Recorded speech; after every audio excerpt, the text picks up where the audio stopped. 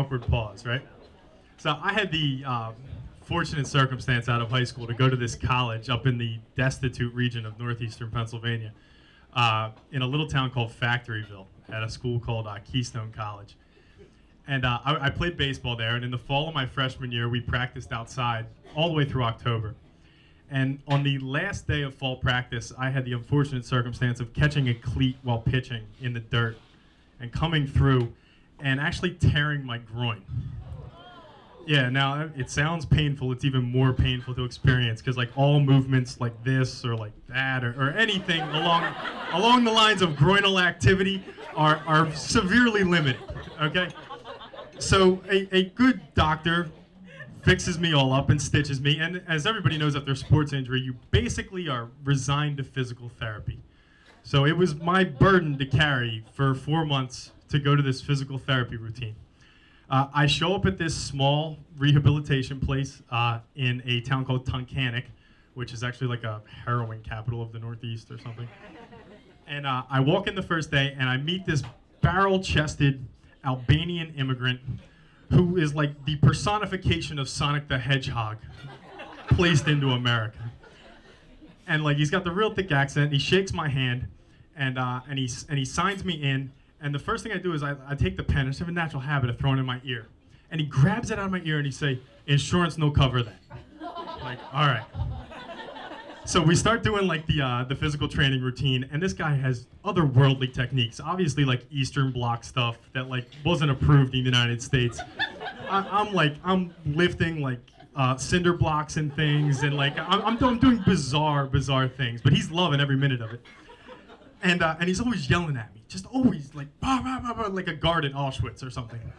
And then so finally, Auschwitz a little off color.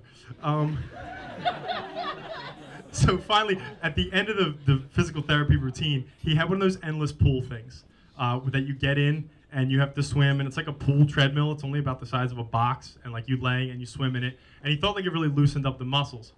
But he had this thing, because he was too cheap to buy the grate for the suck-in part of the water, that you weren't allowed to wear any clothing that had like flak to it.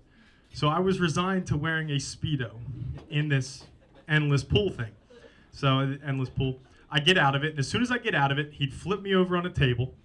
First I'd lay face down, and he would massage in this stuff called DMSO, which is actually horse muscle relaxer that's not approved for humans. So on a side note, when I get cancer in my left leg, I'm going to have the doctor amputate it so I can beat Gregor with it. But so I'd get out of the pool, I'd lay flat down on the massage table, and he'd start massaging this stuff into it while I'm still in the Speedo, okay? And like he'd go up and down the leg, and then he'd always grab my hip, pull me over, massage it up and down the groin, and one of the most unpleasant experiences you can possibly imagine. About 2 months in, a girl who worked the night shift at his physical therapy place transferred to the morning, and I was introduced to Kendra, the Georgia Southern transfer who was up at the University of Scranton working on her physical therapy degree, who was everything a 19-year-old boy could desire sexually. I mean, just, And she became my instructor, and we did more routines of things that Gregor wouldn't approve of, like regular machines and stuff and everything. But she stuck with the pool, okay? And I would get in the endless pool, and I'd do my 15 minutes in it, and I'd get out, and then I had Kendra massaging me up and down my groin while in a Speedo. Every day I fought it, okay? Every day I fought it. I'm at 1 minute? Oh, no. I'm going to go over. You can deduct points. But, so every day I fight it, I swear. And like the little tingles would start happening. I just be, Mike, be strong, Mike, be strong, Mike, be strong. And I was strong. It was mind over body, I swear to you. One night in the dorms, I'm with my boys, and I'm not much fun because I wasn't allowed to drink because I was on pain pills too, but I decided to have a beer or two. And my friends chop up 30 milligrams of Cialis and threw it in my beer. They're all sitting around me like dogs looking at a chicken that they're going to pounce on, and nothing happens, unbeknownst to me, and none of them have the balls to tell me. I wake up the next morning, I print myself, I'm going to see Kendra. I get there, we do the physical therapy routine. I get in the pool, I start swimming. I get out of the pool, I lay face down on the massage table. She starts rubbing the DMSO up and down my leg, and I'm telling you, I got tingling happen. And it ain't the tingling I can fight off. And it's happening, and every ounce of hemoglobin in my body is rushing towards my pelvis area.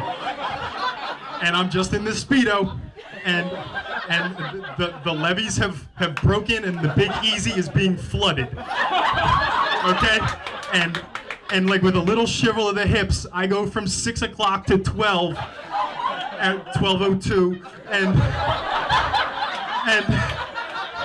and then I hear a knock on the door. Okay, I hear a knock on the door, and I hear, Kendra, husband phone call, very, very important.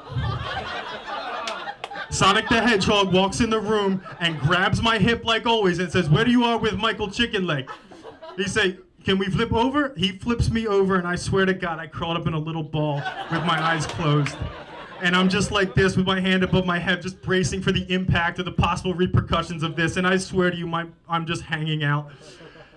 And I open my eyes so slowly, and I look him dead in the eye, and his gap-toothed smile is looking right at me, and he goes, "Insurance no cover that."